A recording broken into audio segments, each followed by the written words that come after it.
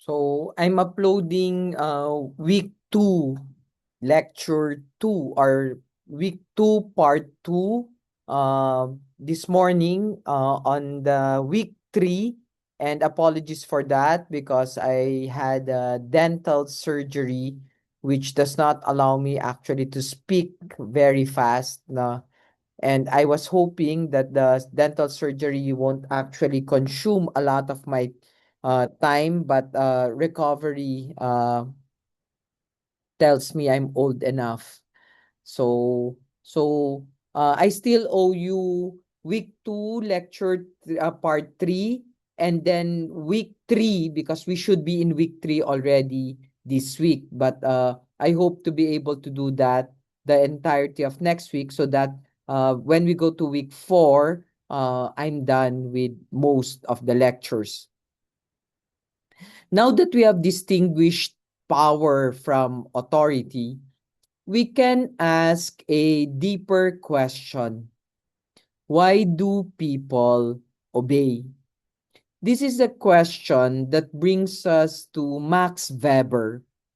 Notice that Weber is notice what Weber is interested in. He's not simply asking whether a government possesses force. Almost every state possesses police, military institutions, courts, prisons, and mechanisms of enforcement. His question is more subtle. Why do people accept someone's right to command? That is the problem of legitimacy. A government cannot survive indefinitely by forcing every citizen to obey every rule. Imagine how impossible that would be. If every traffic regulation required a police officer standing beside every driver, government would collapse from the sheer cost of enforcement. Ordinary government works because most of the time people obey without being physically forced. We line up, we fill out forms, we follow regulations, we recognize official signatures, we accept court decisions, we pay taxes. And why? Because beneath these ordinary acts is a belief. This institution has the right to require something from me. That belief is what makes authority possible. This is precisely what our first slide in this part 2 of week 2 lecture emphasizes. Stable governance rests not on force alone, but upon the belief that authority is legitimate. Weber identifies 3 pure types or ideal forms through which such legitimacy can arise.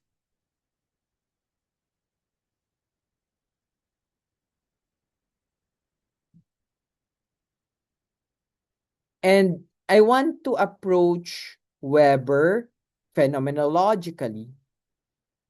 Do not begin by memorizing 3 definitions. Begin with the experience of obedience. When someone tells you to do something, what happens within you? Sometimes you obey because that is how we have always done it. Sometimes I trust this person. Sometimes that is the law.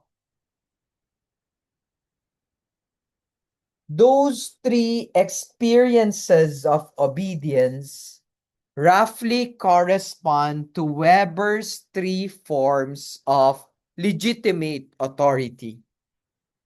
So, Weber is not merely classifying governments, he's describing three different answers to one fundamental question. Why should I obey you? And with that question in mind, let's look at Weber's three types of authority.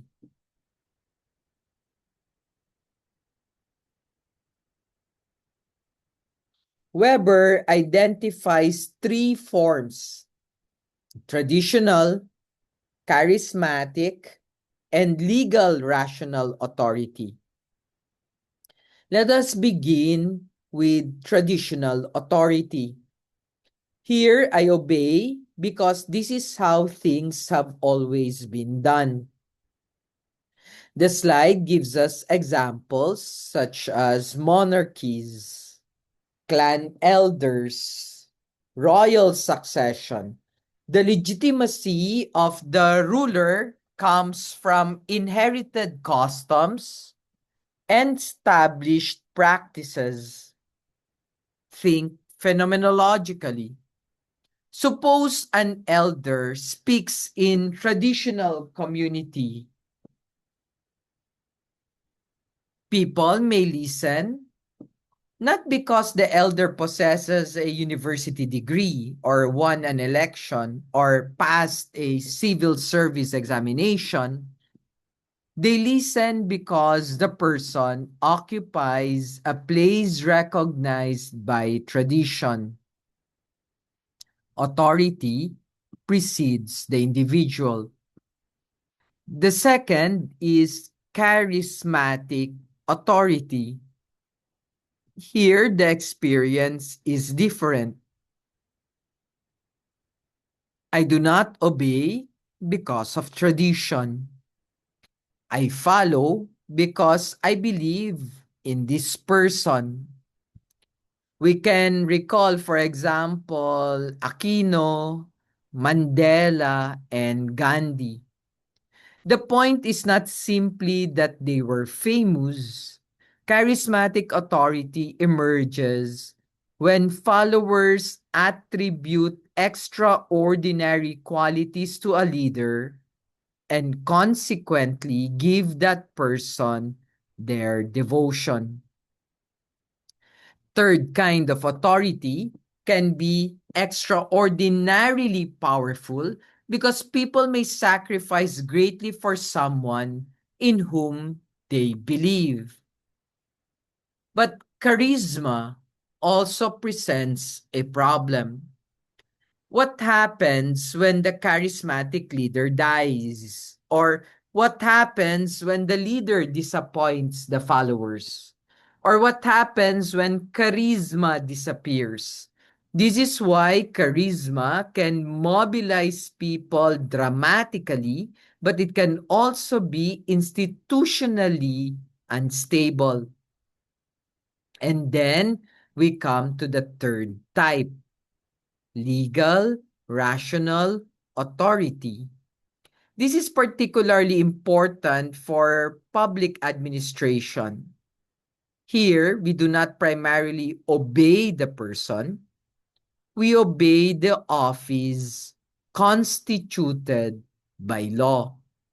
Suppose you receive an official memorandum from the head of your agency.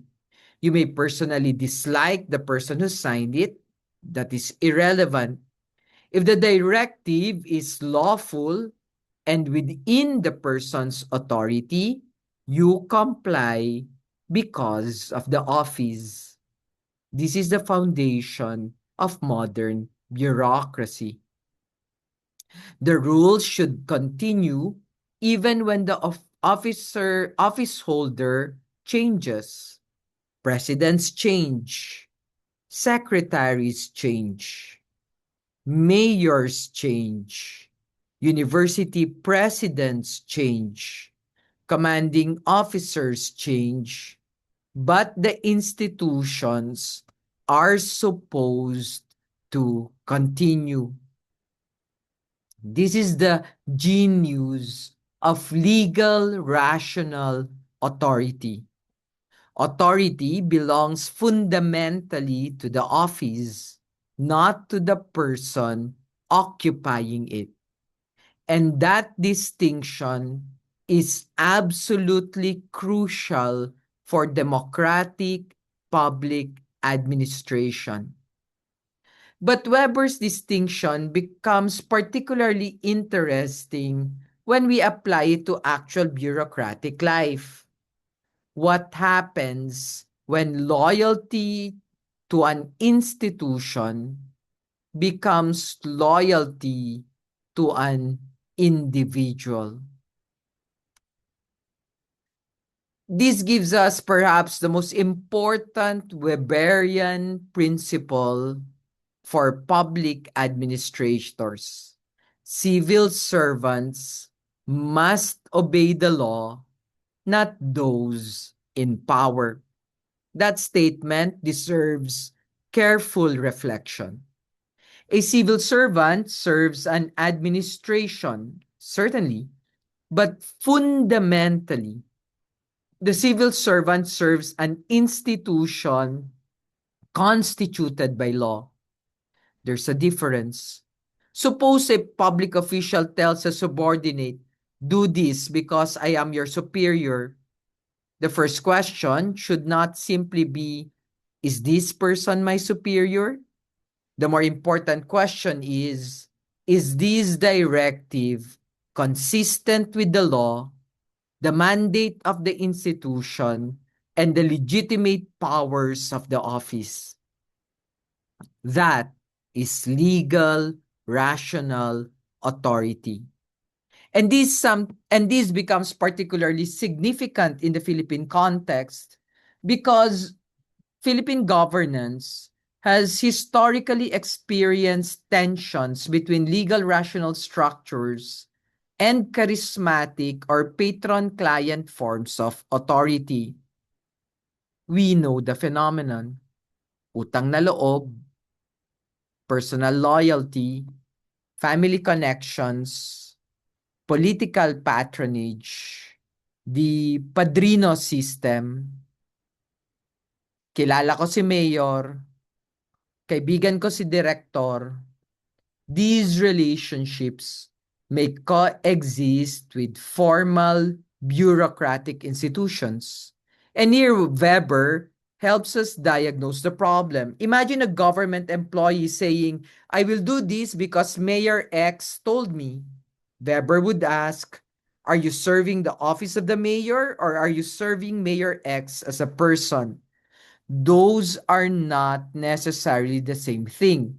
When institutions become excessively personalized, something dangerous happens. Government becomes dependent upon personalities. Rules become negotiable. Procedures become selective.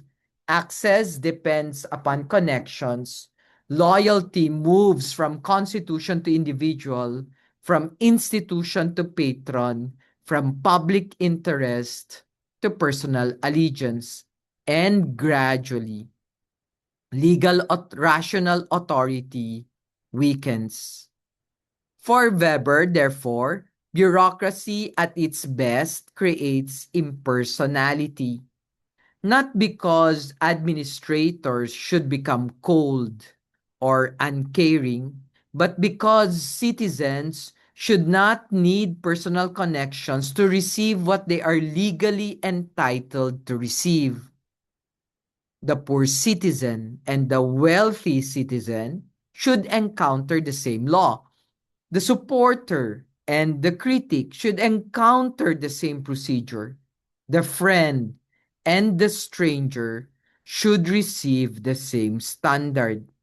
That is one ethical promise of legal, rational administration.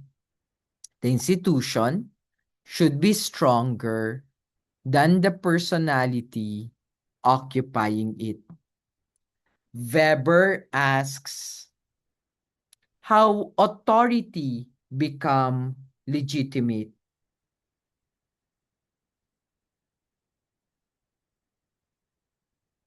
But our next thinker asks a much more uncomfortable question. What happens when maintaining political order seems to require morally questionable action?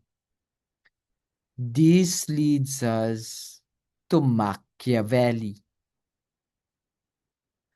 Niccolo Machiavelli is probably one of the most frequently quoted and most frequently misunderstood thinkers in political philosophy. When we hear the word Machiavellian, we normally imagine manipulation, deception, ruthlessness, and political scheming. But we need to approach Machiavelli more carefully. His concern was not simply how can I become evil and remain in power? His problem was political instability. How can political order survive in a world in which enemies may not behave morally? How does a rule protect the state when rivals are ruthless? The slide, therefore, describes Machiavelli's concern as the maintenance of political order in an unstable world.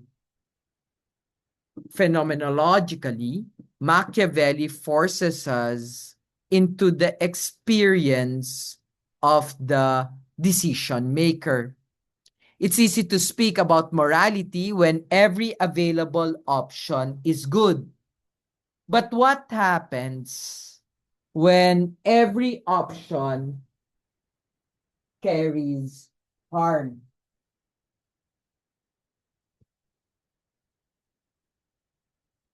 Imagine yourself responsible for an entire population. You receive intelligence indicating an imminent threat.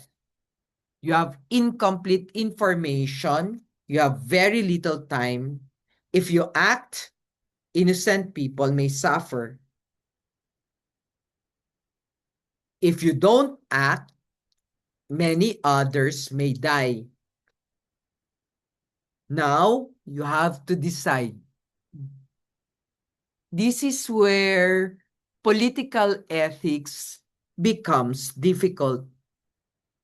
Machiavelli forces us to confront politics not merely as an ideal world of principles, but as a world of contingency, danger, uncertainty, ambition, conflict, and imperfect choices. And this is why he remains relevant. He asks a disturbing question. Can a leader remain morally pure when responsible for protecting an imperfect political economy and community? The next slide sharpens that problem by presenting the central question often associated with the prince.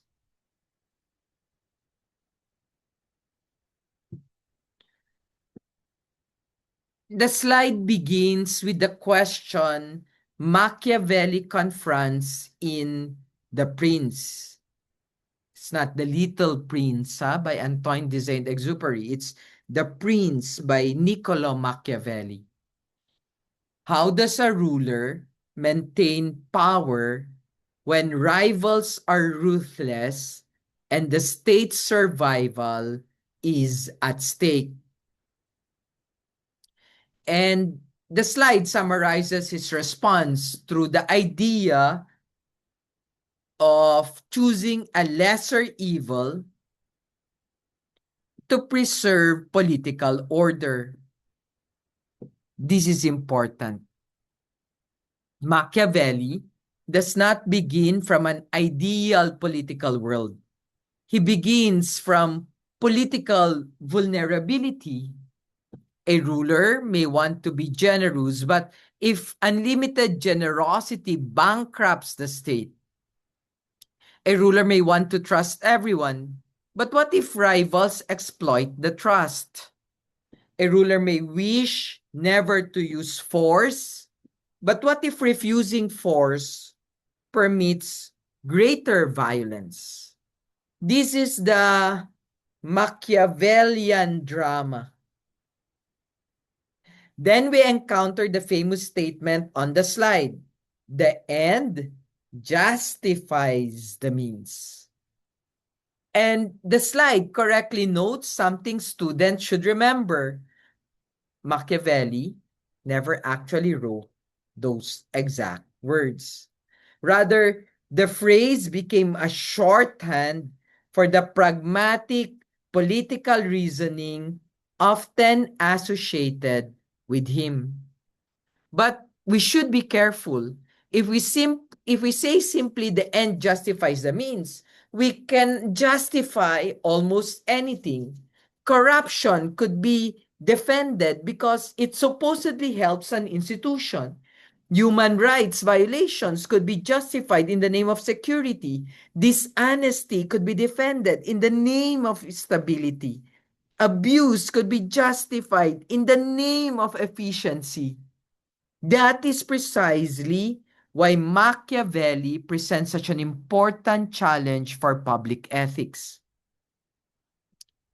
The administrator must ask not only what result do I do or what result do I want, but also what am I becoming through the means I choose?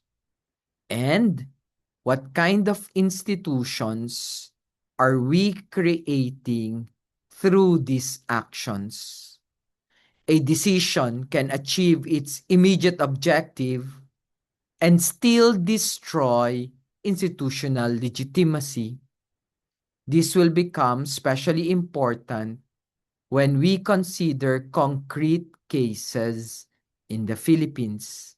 So let's move Machiavelli from Renaissance Florence into Philippine public administration. There are three governance dilemmas in martial law: emergency powers, counter-terrorism. Notice that the slide does not give us simple answers. It gives us questions, and that is important. Take martial law. The question posed is, can suspending civil liberties be justified in order to restore order? Or does such dimension become an abuse of emergency power? We look at the tension that is being addressed: order and liberty. Now, consider emergency powers during a pandemic. Governments may have to act rapidly. Movement may be restricted. Businesses may be closed. Public gatherings may be prohibited. Normal administrative procedures may be shortened. The justification is public safety. But again, we must ask, at what point does emergency action cease to be proportionate?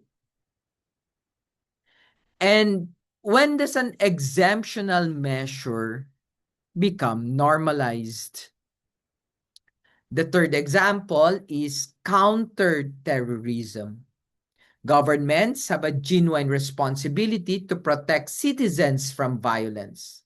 But preventive security measures may restrict privacy, movement, expression, or due process. So, once again, how much liberty may legitimately be restricted in order to protect liberty itself?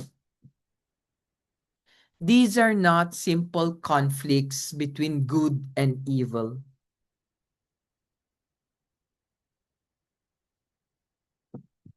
More often than not, they are conflicts between goods, security and liberty, for example, efficiency and due process, public health and freedom of movement, transparency and national security.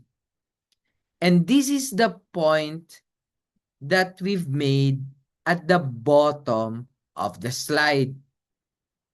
Ethical leadership frequently requires navigating competing goods or lesser evils rather than merely identifying an obvious right and an obvious wrong.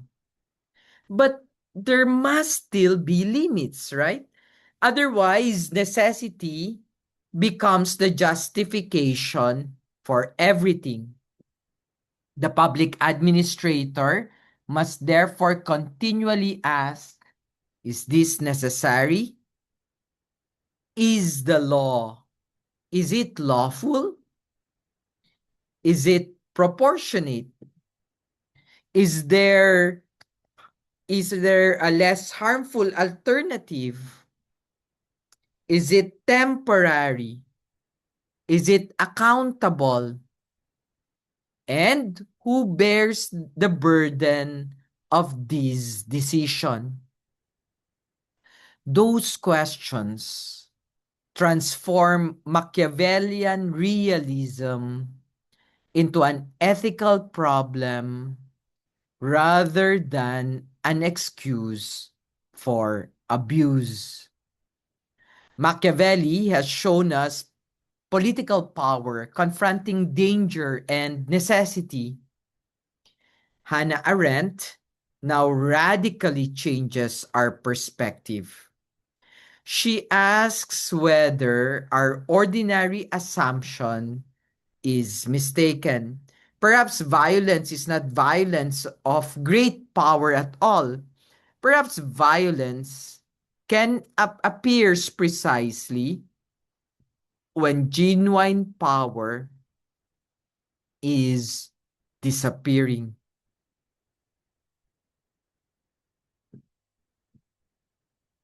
This is one of the most important distinctions in the week 2 lecture. Power and violence are not the same thing. We need to be warned that confusing them is one of the most dangerous errors in governance. Ordinarily, we tend to imagine them together. We see soldiers, weapons, police, prisons, and armed institutions and say that government is powerful. Arendt asks us to consider, reconsider even. For her, a gun can force someone to move. A prison can confine a body. A threat can compel obedience, but none of these necessarily creates power. Why? Because power, in Arendt's distinctive understanding, comes from people acting together. This is very different from Dal. Remember, Dal, A has power over B when A can get B to do something B would not otherwise do. Arendt changes the perspective. Power is not fully power over. It emerges as something closer to power with. People gather, they speak, they deliberate, they consent, they act together. And through that collective action, political power appears. Phenomenologically, think about the experience of belonging to a community where people genuinely cooperate. Nobody needs to threaten everyone every minute. People act because they recognize a shared purpose. For Arendt, this is closer to genuine political power. So already we see a major shift. Machiavelli asks, how can the ruler preserve power? Arendt asks, but where does power actually come from? Her answer, ultimately, from people acting together. And this leads to Arendt's radical claim. When a government increasingly depends upon violence, that may not demonstrate its strength.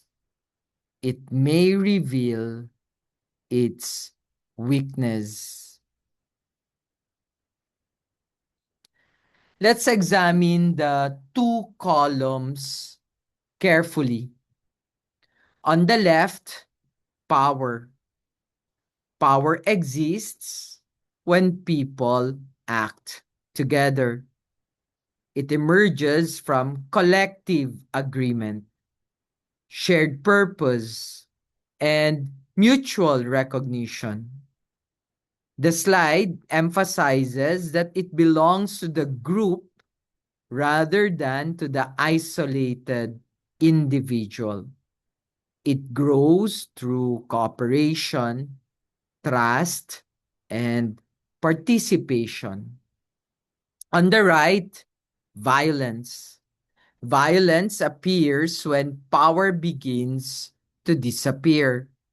A government that increasingly depends upon threats and force reveals that voluntary compliance is breaking down. This sounds paradoxical.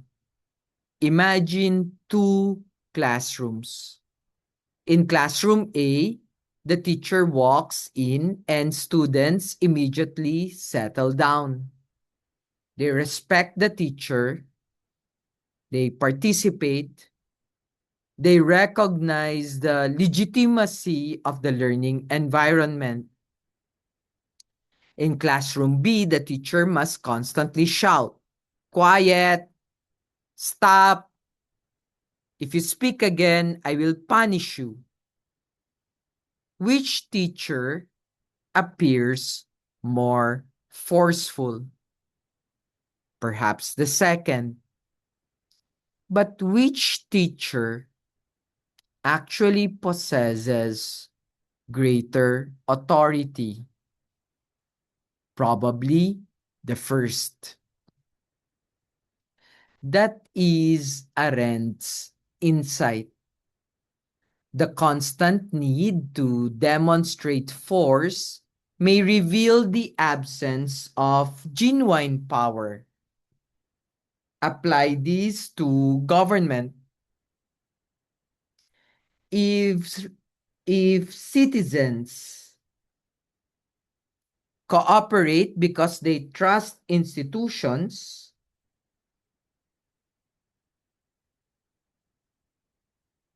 the state does not need to use maximum coercion constantly. But when citizens withdraw consent, Government may compensate through surveillance, intimidation, arrests, or force.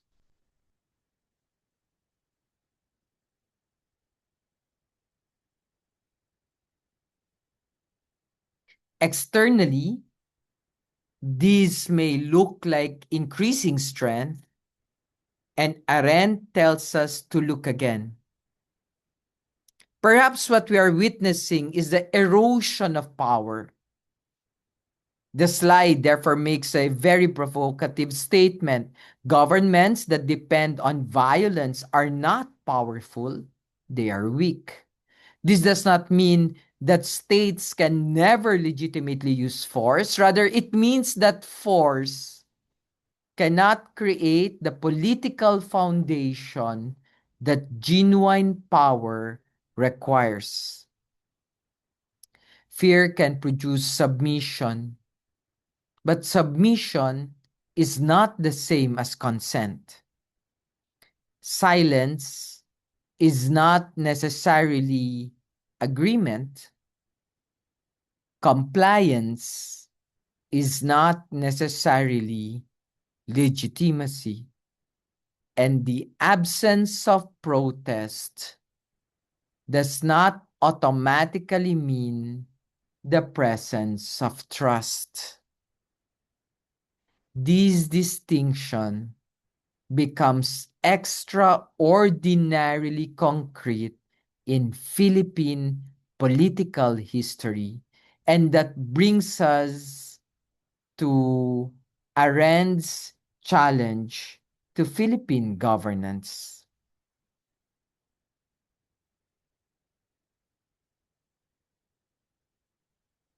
Let's look at this deceptively simple question. Which government is truly stronger? One obeyed out of trust or one obeyed out of fear? For Arendt, the answer is clear. A government sustained by trust possesses a deeper form of power than one sustained primarily through intimidation. Why?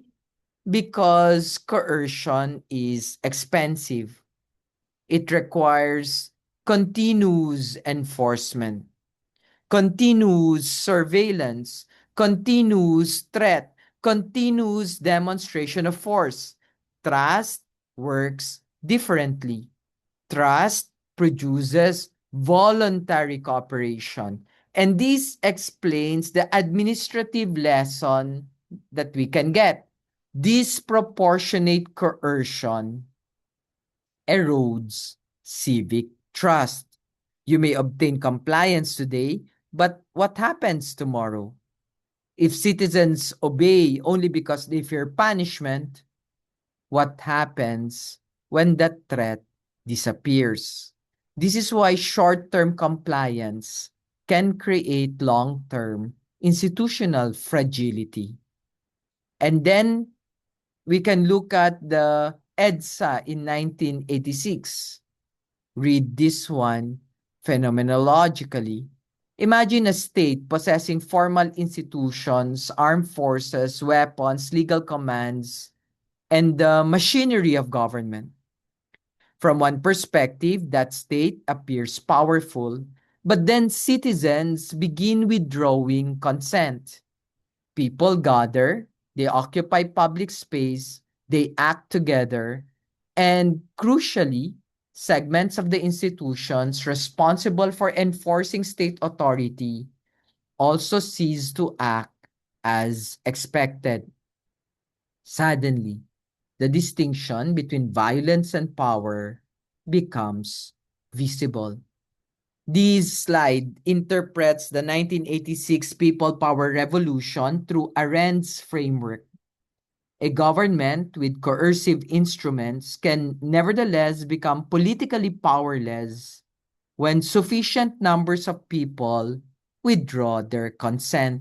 That is why the phrase people power is philosophically interesting. Not merely people protest, people power. power appears in the between, in people acting together. And this gives us an important lesson for public administration. The greatest source of resource of a democratic government is not its capacity to punish, but the willingness of citizens to cooperate. Not fear, trust. Not mere submission, legitimacy. Not simple obedience, participation. This also gives us a beautiful progression through the three thinkers we have studied. Weber asks, why do people recognize authority as legitimate?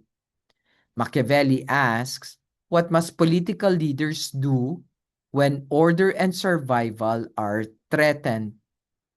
Arendt asks, where does genuine power ultimately come from? And Arendt's answer brings us back to the citizen. Power ultimately arises when human beings recognize one another, gather together, and act in concert.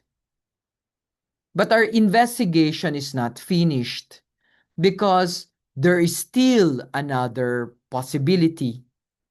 What if power is operating even when nobody appears to be commanding us? What if power exists in forms, categories, examination, surveillance, statistics, professional knowledge, and bureaucratic classification?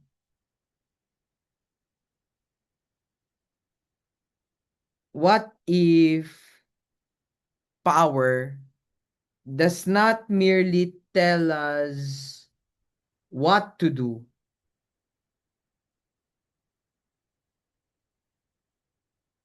but actually shapes how we understand ourselves?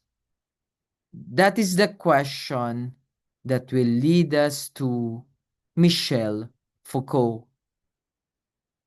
Power is everywhere. We now come to Michel Foucault.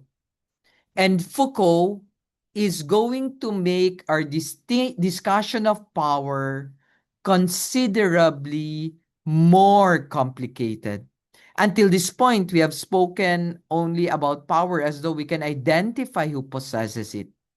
The president has power, Congress has power, the courts have power, a mayor have power, a political officer has power, a bureaucrat have power.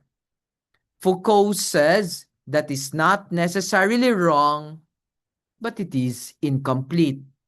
Because if we look only at the people who visibly possess authority, we will miss many of the places where power actually operates.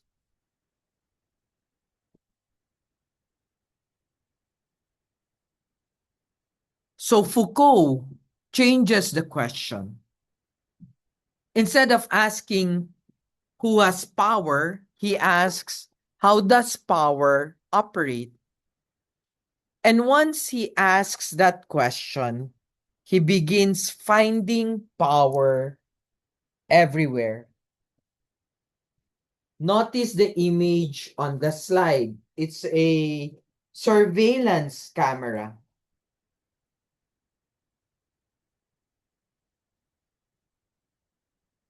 That is a very appropriate Foucauldian image. Imagine walking into a building and seeing a CCTV camera. Nobody speaks to you. Nobody threatens you. Nobody tells you behave properly, but you become aware that you may be observed. And what happens? You adjust your behavior. You become more careful. Perhaps you lower your voice. Perhaps you stop doing something you might otherwise have done. Now asked, who exercised power over you? Nobody gave you an order. Nobody touched you. Nobody threatened you. Perhaps nobody was even watching the camera, and yet your behavior changed. That is the kind of power that fascinates Foucault. Power does not always come from above. It does not always announce itself. It does not always say, I am the government, obey me. Sometimes power is built into the arrangement of space, into procedures, into forms, into classifications, into examinations, into records, into standards, into professional language, into what society considers normal. And therefore, Foucault gives public administrators a very important warning.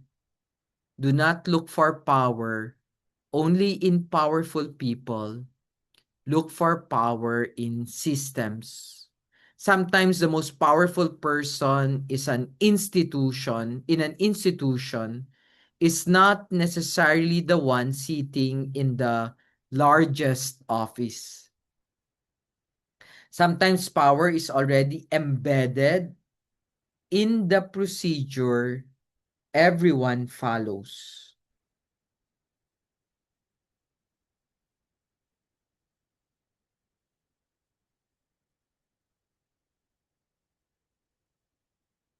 But Foucault goes even further.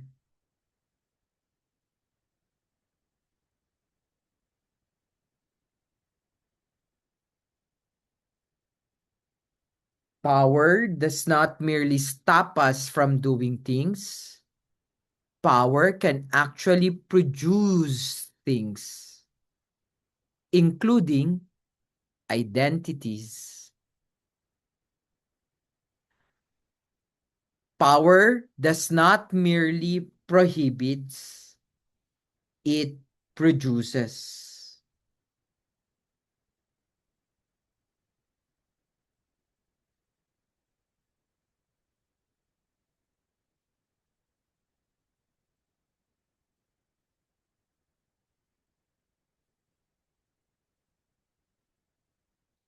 That may initially sound strange, in fact.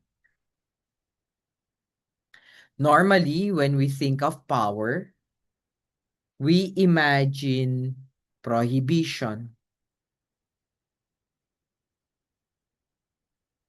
You cannot do that. You are not allowed. Stop. Do not enter.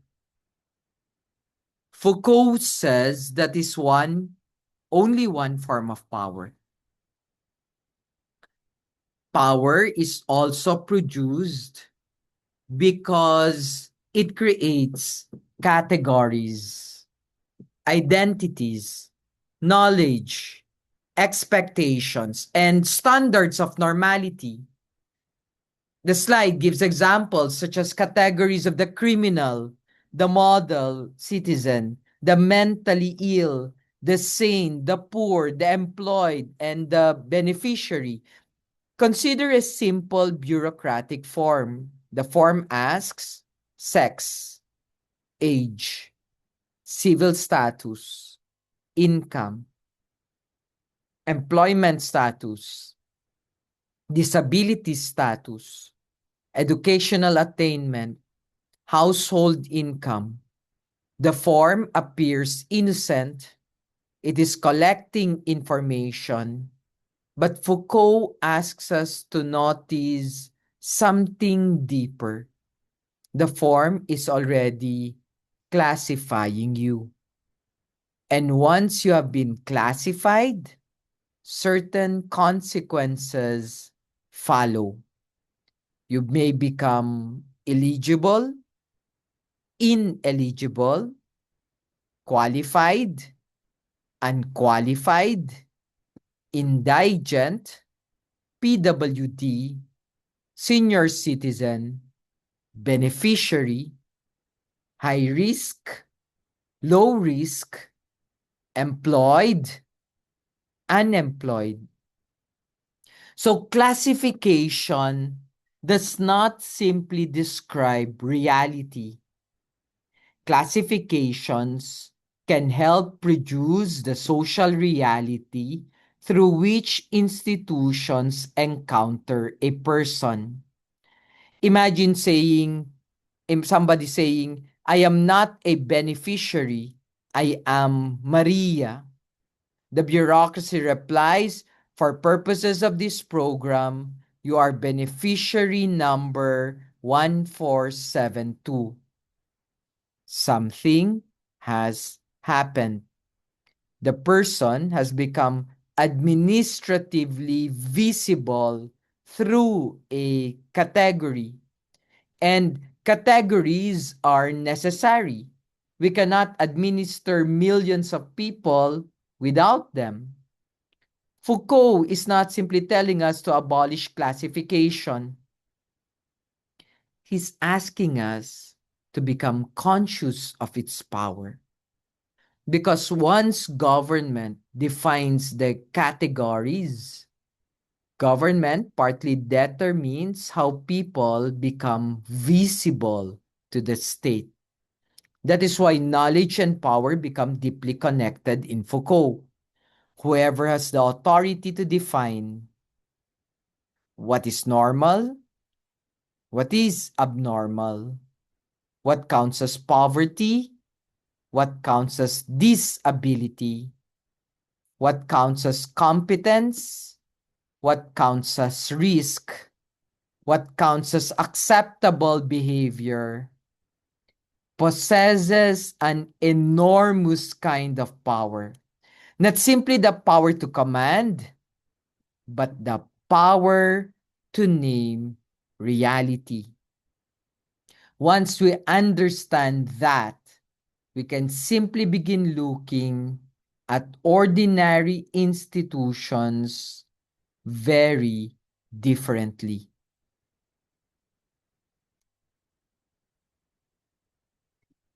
Prisons and discipline, medicine and normalization, and statistics and classification are places where Foucault sees power operating. Let's begin with prisons.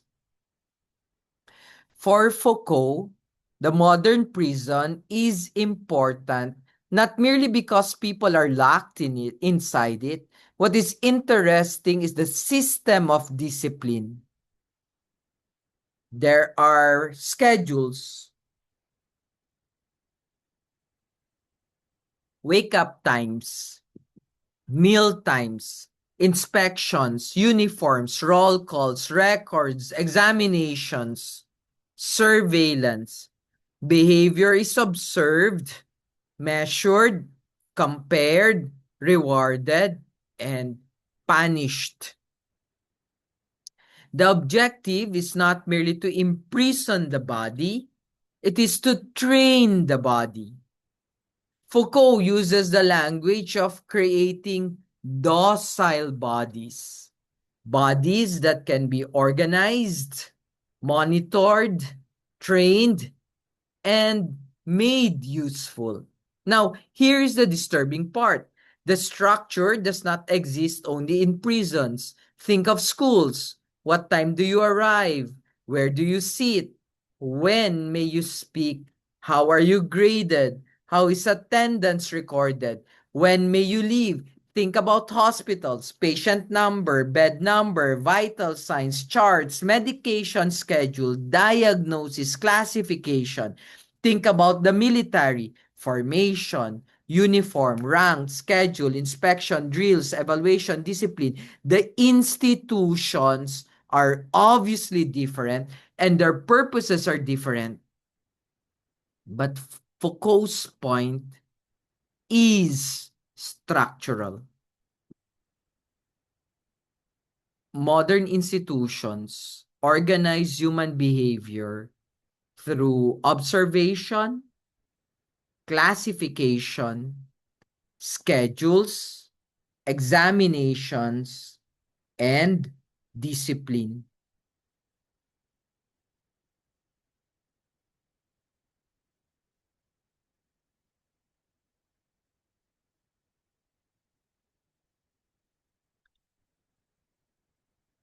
The second example is medicine and normalization.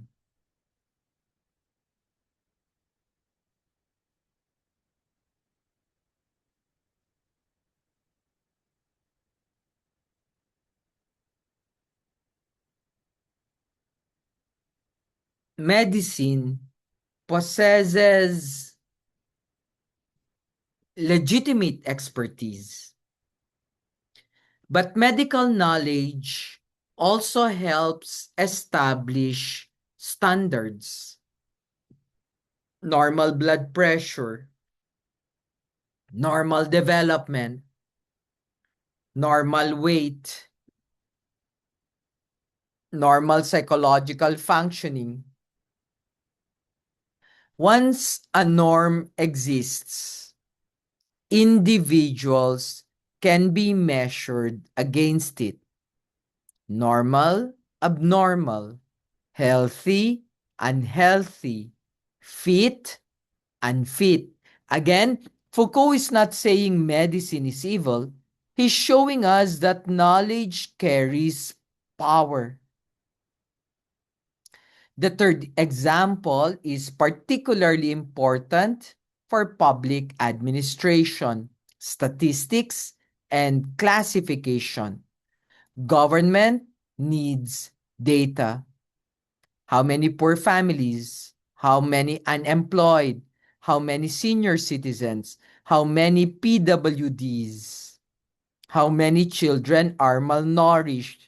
How many households qualify for assistance? Statistics allow government to see populations, but the moment we classify people, those classifications begin affecting their access to resources. So a technical question occurs. Which category does this citizen belong to? It can even be an ethical question. What happens to this person because we place them in this category? The lecture now brings us into Philippine public administration.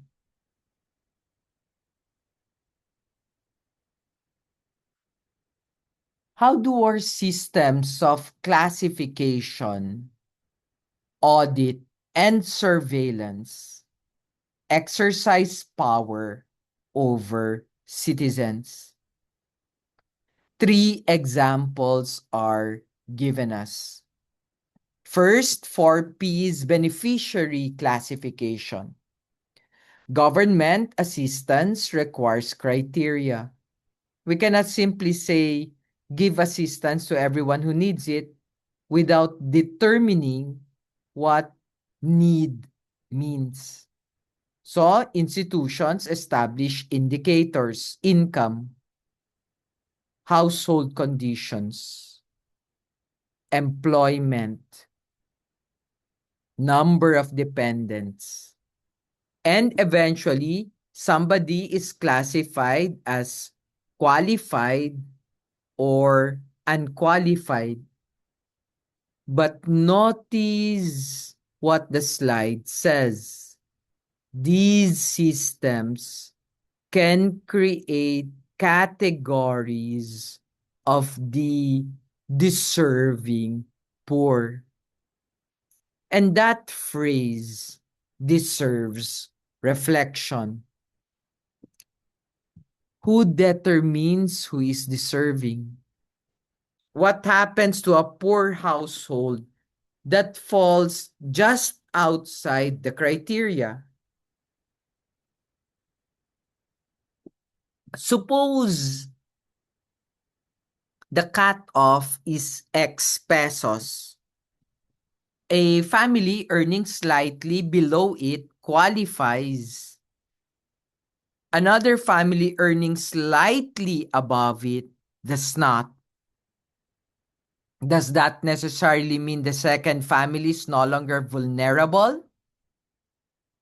Bureaucracy needs boundaries. But reality is frequently more complicated than bureaucratic categories. Second, PhilSys and digital identity. National identification can make service delivery more efficient. It can help verify identity, reduce duplication, coordinate services. But the same infrastructure also increases the state's capacity to collect, organize, connect, and potentially surveil information about citizens. This is a classic Foucauldian problem. The same system can simultaneously serve and monitor. Efficiency and surveillance are not always opposites. Sometimes they arise from the same technology. Third, professional licensing. Think about this question. Who is allowed to speak as an expert? A licensing system says this person is qualified, this person is not. Again, licensing is necessary for public protection. We want competent physicians, competent engineers, competent teachers, competent professionals. But Foucault asks us to see the power embedded in credentialing. A credential does not merely indicate knowledge. It also gives certain people greater authority to define what counts as legitimate knowledge.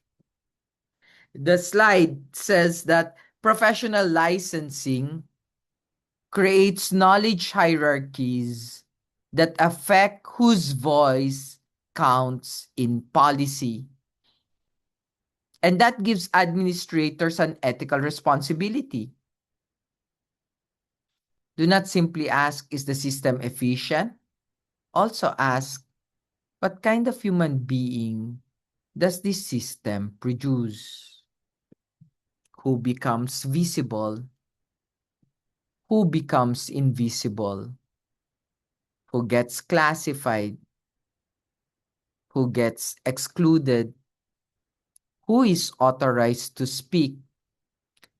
That is Foucault's contribution to public administration. But Foucault is not the end of the journey into hidden power. Stephen Lukes takes us even deeper. Foucault asks us to look at systems and practices. Lukes asks us to examine the different dimensions through which power operates. Stephen Lukes gives us a very useful framework because he says that political science often sees only the most obvious form of power. His famous work, Power, A Radical View, first published in 1974, proposes three different dimensions of power. Think of these as three layers. At the surface is power we can easily see. Below that is power controlling what gets discussed.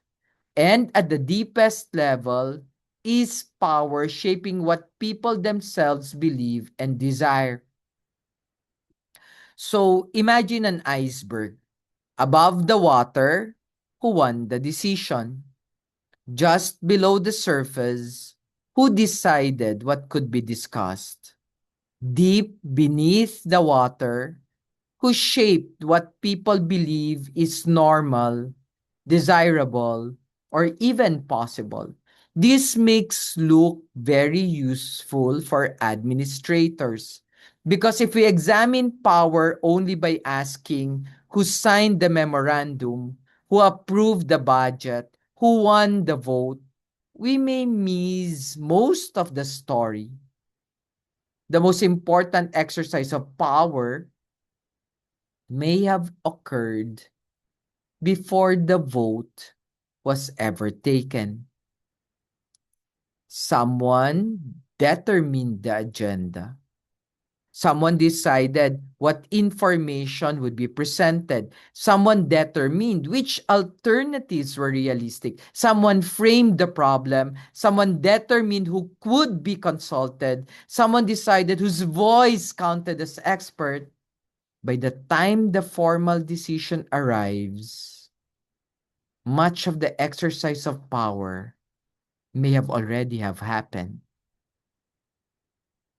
So Luke asks us to look beyond decisions.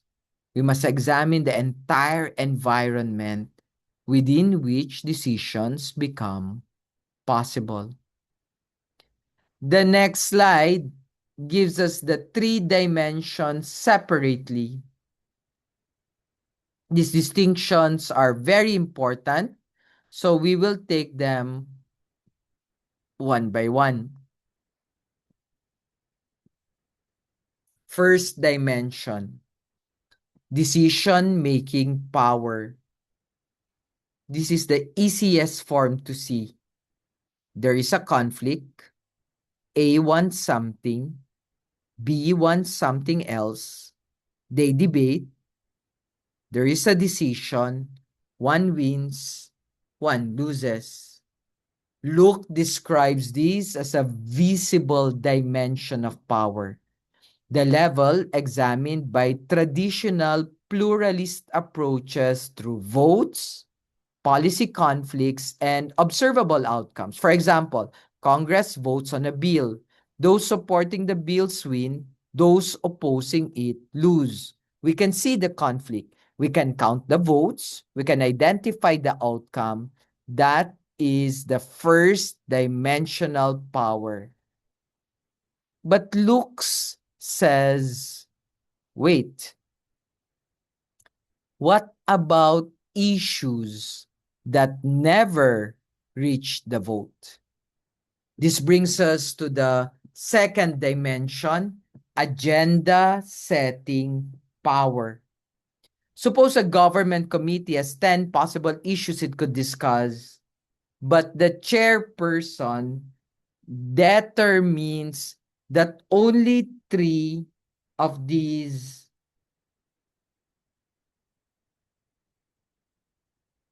will appear on the agenda. The other 7 disappear. No vote occurs. No visible conflict occurs. Nobody officially loses. But has power been exercised? Absolutely. Because somebody decided what could become a political question in the first place. This is the power of agenda setting.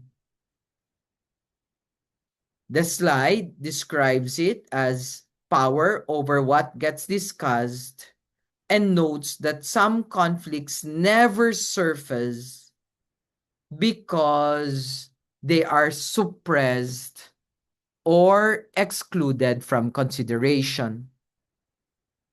That is enormously important in administration. Think about meetings. Who prepares the agenda? Who decides what goes into the report? Who decides which data reach the secretary? Who determines which complaints are elevated? Who decides which recommendations are not feasible before the decision maker ever sees them? That person possesses power. Now we come to the third dimension, preference shaping. This is the deepest dimension. Here, power does not merely determine what you do, it helps shape what you want. Media, propaganda, education, advertising, political narratives, cultural assumptions, repeated messages. This can influence what people consider desirable, normal, realistic, or possible. And this is much harder to detect. If I force you to obey me, you know I am exercising power. If I prevent your concern from reaching the agenda, you may eventually notice. But what if I shape your understanding so deeply that you voluntarily desire what serves my interests? Then power becomes almost invisible. That is Luke's radical point. A simple way to remember the three. First, I make you do something. Second, I determine what we are allowed to discuss. And third, I shape what you think you want. Decision, agenda, preference, visible power, hidden power, deep power. And that third dimension brings us to perhaps the most disturbing question in Luke's theory. What if the most effective power is the power we experience as freedom?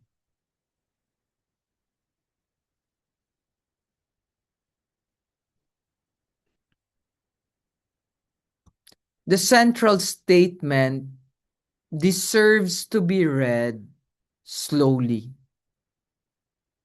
The greatest exercise of power may not be forcing obedience, it may be shaping what people believe they freely choose. Think about that. If I point a gun at you and tell you what to do, the exercise of power is obvious. You know that you are being coerced. But suppose I shape the information you receive. I shape the language through which you understand the problem. I shape the alternatives you consider realistic. I shape what you admire. I shape what you fear. I shape what you consider normal. And eventually you say, this is what I choose. Luke asks, how free was that choice? Let's look at several Philippine examples. First, political dynasties normalized as natural leadership. Imagine a community in which the same family has governed for generations. Eventually, people may stop asking, why does this family keep governing? Instead, they begin saying, who else is there? Notice what happened. A political arrangement has become psychologically normalized. The structure is no longer experienced as a political choice. It appears natural. Second, social media campaigns shaping voter perceptions. Political communication does not simply tell people whom to vote for. It can determine which issues seem important, which candidates seem competent, which events become scandalous, which facts receive attention, or excuse me, which emotions dominate political conversation. Third, poverty framed as individual failure rather than structural.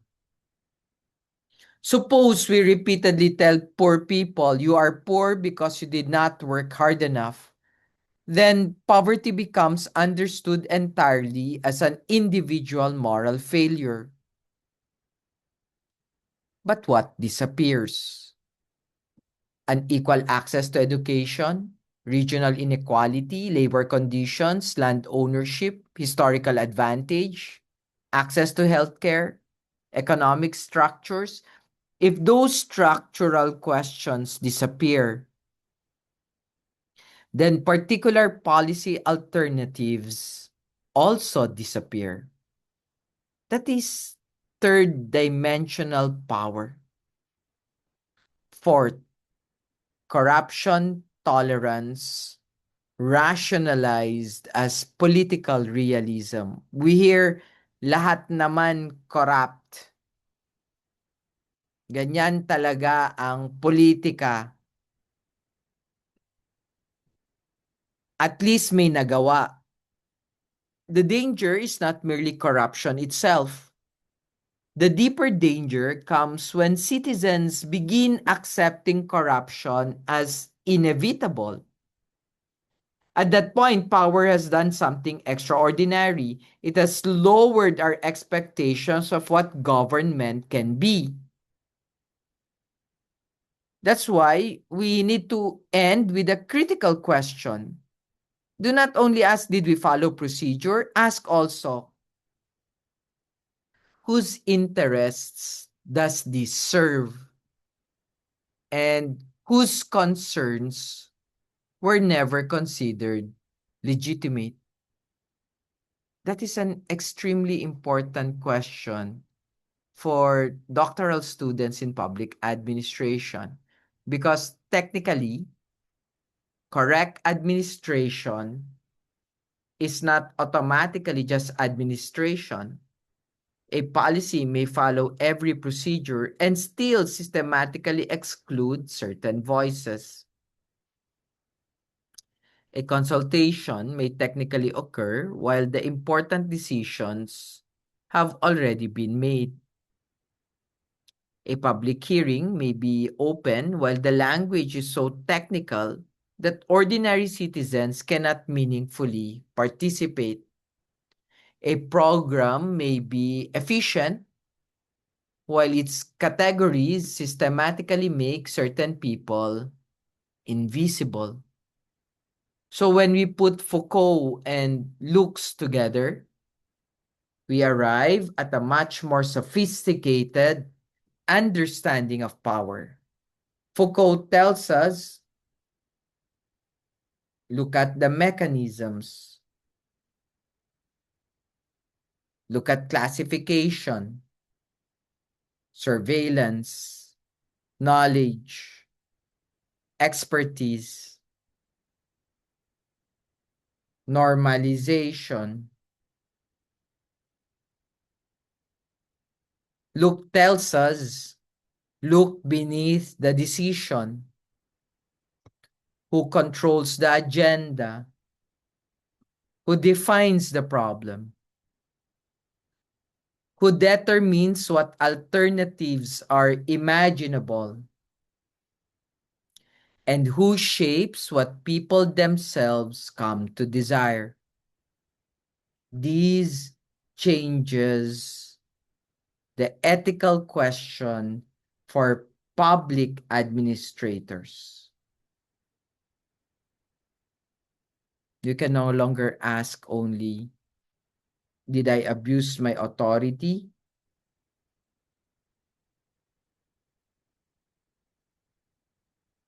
You must also ask, what forms of power am I exercising without even noticing them?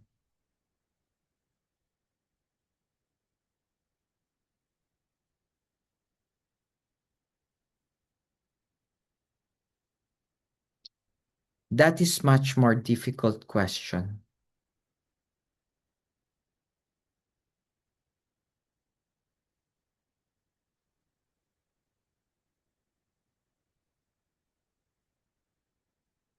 But it is also the beginning of a much more mature ethics of public administration.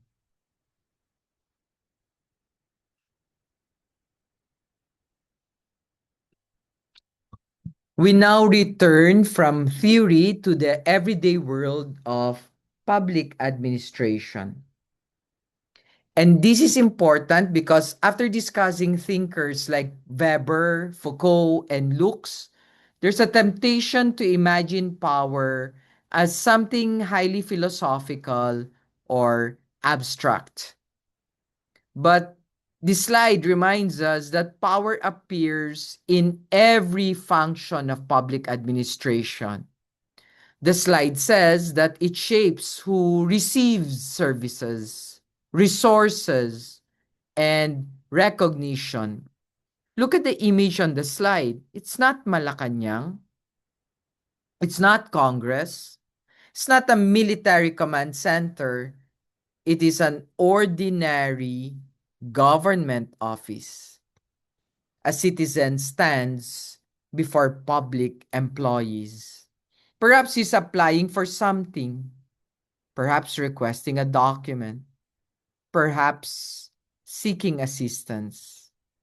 This is where power becomes concrete.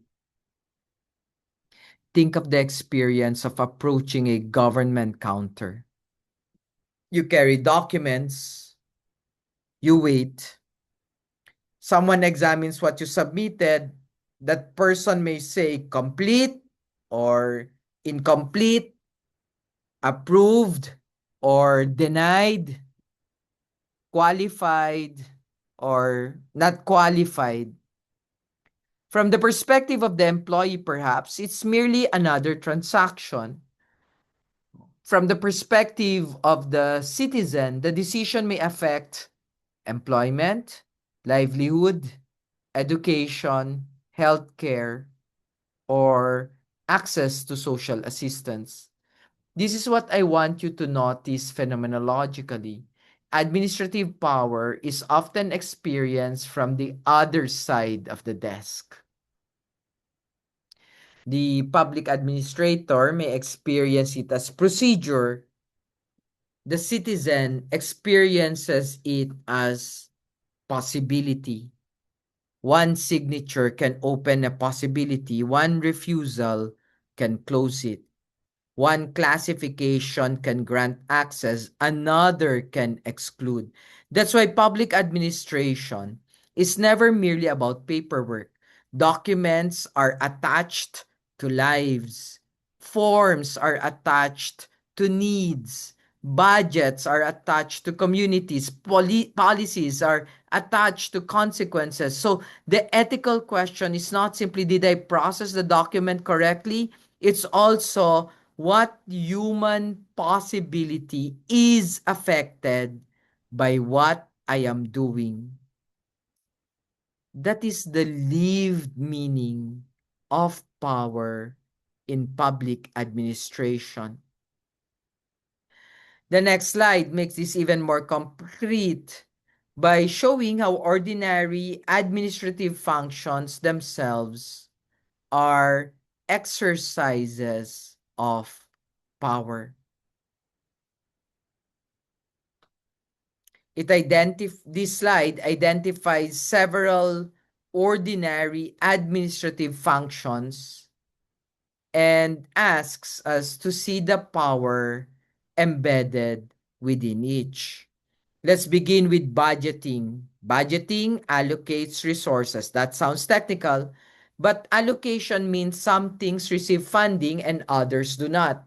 One barangay receives a health center, another receives a road, another waits another year. So budgeting does not merely distribute money, it distributes opportunities. Now, hiring. Hiring determines access. who enters public service, who gets the opportunity to build a career, who receives a government salary, benefits, professional mobility. A hiring decision is therefore a distribution of life chances. Now, licensing.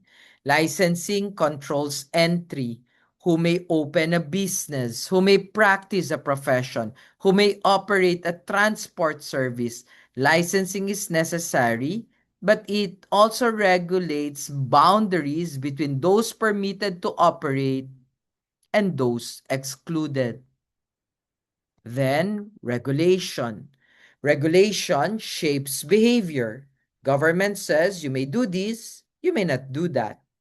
You must meet these standards. Again, this is power. Then, procurement. Procurement distributes contracts. A government contract can sustain an entire business. It creates jobs. It can also become a vehicle for favoritism or corruption. Then, policy implementation. This slide says it translates the law. This is extremely important. Legislators may write the law, but administrators determine how the law becomes live reality. A beautifully written policy can become unjust in implementation, or a difficult law can be implemented with fairness and humanity. Then, disaster response. This may be one of the clearest examples of administrative power.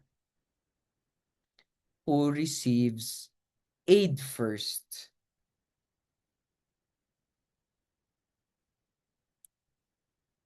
Which communities are prioritized? How are limited relief goods allocated? A decision made in an operation center may determine whether a family receives water, discipline, medicine, shelter, or nothing.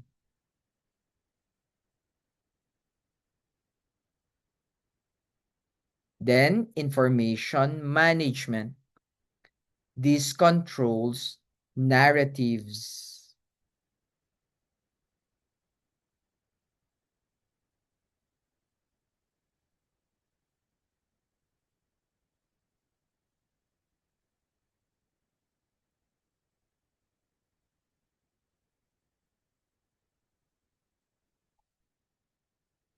What data are released?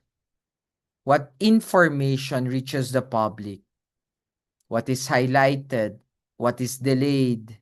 What is omitted? Here we immediately remember Foucault and Lux. Information is never neutral. Finally, we have inspection and promotion.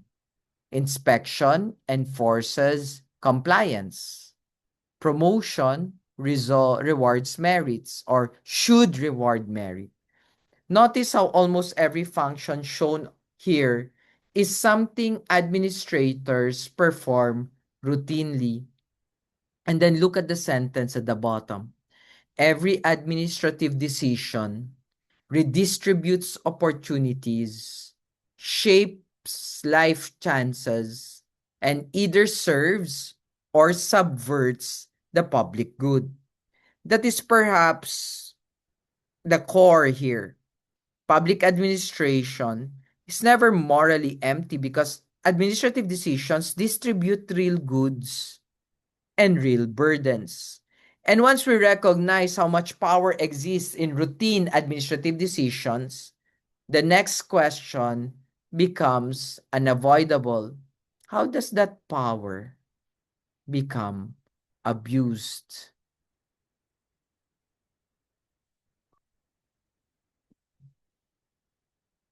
we need to be reminded that major corruption often does not begin dramatically.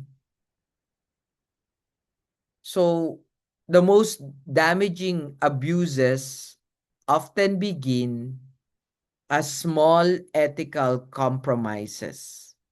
Corruption grows quietly when routine decisions become detached from the public good. Let's examine the examples. First, patronage and nepotism.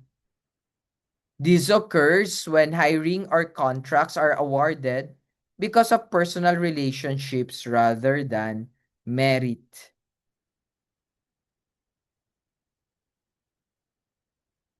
Notice how easy it is to rationalize. Kilala ko naman, mapagkakatiwalaan ko, matagal na kaming magkasama. The decision may even feel humane or loyal. But the ethical question is, what happened to fairness? What happened to the applicant who was better qualified but lacks connections? Second, conflict of interest. Here, a public decision benefits the officials or the officials' network rather than public interest. Again, conflict of interest may begin long before outright corruption. It begins when the administrator stops asking what is fair and begins asking what benefits me or my people. Third, regulatory capture. This is especially important. An agency is created to create an industry, but over time, the agency begins serving the very industry it was supposed to oversee. The regulator becomes too close to the regulated, and gradually public interest is displaced by private interest. Fourth, abuse of discretion. Administrative discretion is necessary. Not every circumstance can be written into a law, but discretion becomes abuse when flexibility is used to reward allies or punish critics. Then, information manipulation. Data are distorted, reports are selectively presented, bad news is buried, success is exaggerated, the objective shifts from informing the public to managing appearances. And finally, retaliation. Whistleblowers or civil servants who refuse to compromise are punished. This may be one of the most dangerous forms of administrative abuse because it teaches the entire institution a lesson. Silence is better than integrity. Once employees learn that telling the truth carries punishment, corruption becomes organizational culture. So, the lesson of this slide is not simply do not steal. The deeper lesson is watch the small compromises. Because institutions rarely become corrupt overnight. Corruption becomes habitual. A favor today, a manipulated report tomorrow, a selective exemption next week. Eventually, what was once exemptional becomes normal. That insight prepares us for Augustine. Because Augustine asks us to go even deeper.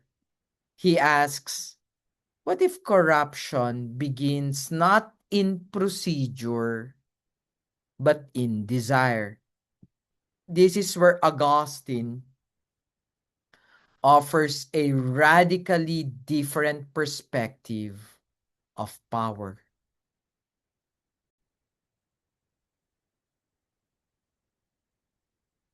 Now we come to Augustine. At first, Augustine may appear very different from the thinkers we have studied. Weber is sociological, Machiavelli is political, Foucault examines institutions and knowledge, Lux analyzes dimensions of power, and Augustine asks a question that is simultaneously philosophical, theological, and deeply psychological. He asks, what orders power from within? The title gives us the answer. Power ordered by love. Notice the image on the slide, the interior of a church. This is intentional. Augustine invites us to move from external mechanisms to the interior life of the person. Most theories of governance ask who has authority, what institution limits power, or what law controls behavior. Augustine does not asks, what does the ruler desire? Because two people may occupy exactly the same office, they may possess the same legal powers, they may follow the same legal procedures, but they may be directed by very different loves. One loves justice, another loves prestige. One loves the common good, another loves personal glory. One sees office as service, another sees office as possession. For Augustine, that difference matters profoundly. Power is not only something we exercise outwardly, power reveals what is happening inwardly.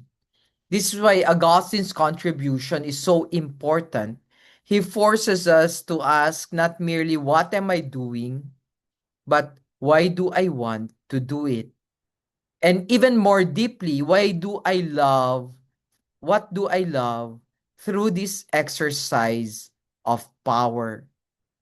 Let's push that reflection a little bit further by looking at Augustine's foundational question. Not simply who has power, but what does the holder of power love? This changes the whole discussion. In the City of God, Civitate Dei, Augustine argues that political communities are organized around their loves, around what they collectively treat as important or ultimate. This means that laws alone cannot explain a society. If you want to understand the political community, ask what does it reward? What does it admire? What does it tolerate? What does it sacrifice for? What does it protect at all costs? Those answers reveal its love. A society that basically says it values justice but rewards corruption, loves something else more than justice. A bureaucracy that says it values merit but repeatedly promotes loyalty over competence reveals what it actually loves. An institution that says it loves transparency but hides embarrassing information reveals its hierarchy of loves. This is why Augustine says law enforced alone cannot hold a society together. Institutions also require moral orientation. Then the slide gives us the consequences of disordered love. A leader who loves prestige above justice exercises power differently from one who loves the common good. Imagine two administrators. Both approve the same successful project. The first does it because the project genuinely benefits citizens. The second does it mainly because the project will make him famous. Outwardly, the same action, inwardly, a different orientation. Now, one may ask, does motive really matter if the result is good? Augustine would say, yes, because motives eventually shape patterns of action. The leader who loves glory will eventually choose what enhances glory. The leader who loves justice will eventually choose what protects justice. So, power is never morally neutral. It always expresses an orientation of the will. This is Augustine's great contribution. Power does not simply reveal what we can do, it reveals what we love enough to do. And Augustine has a name for the most dangerous distortion of political love: libido dominandi.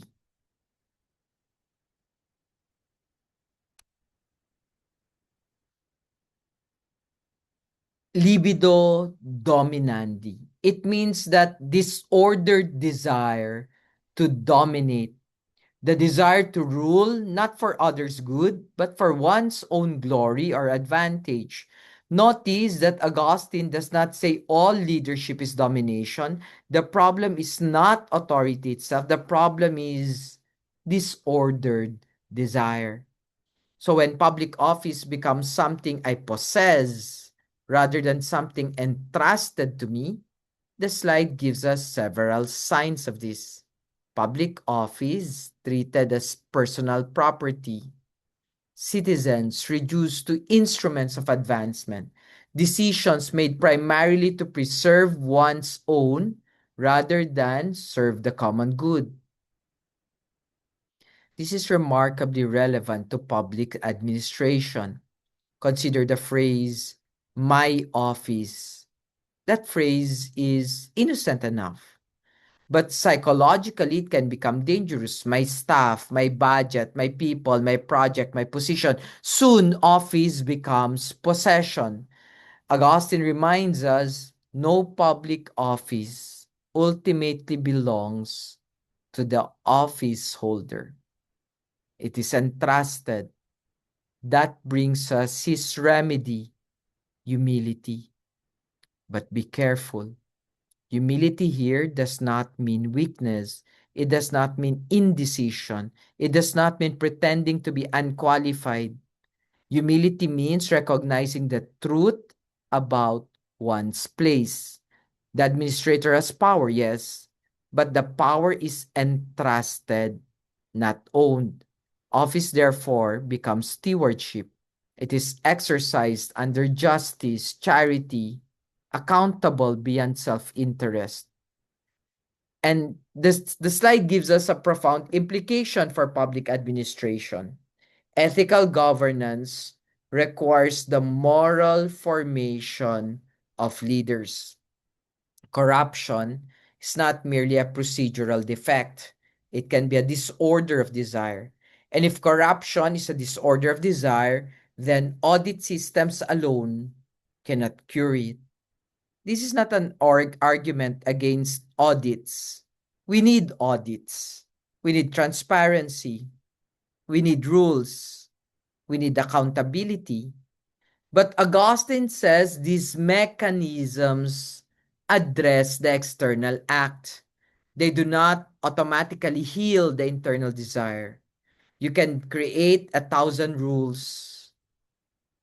A clever, corrupt person may still find ways around them. What is therefore necessary? Formation, character, virtue, humility, a properly ordered love of the common good. In Augustinian terms, the ultimate question becomes, what kind of person are we forming to exercise public power?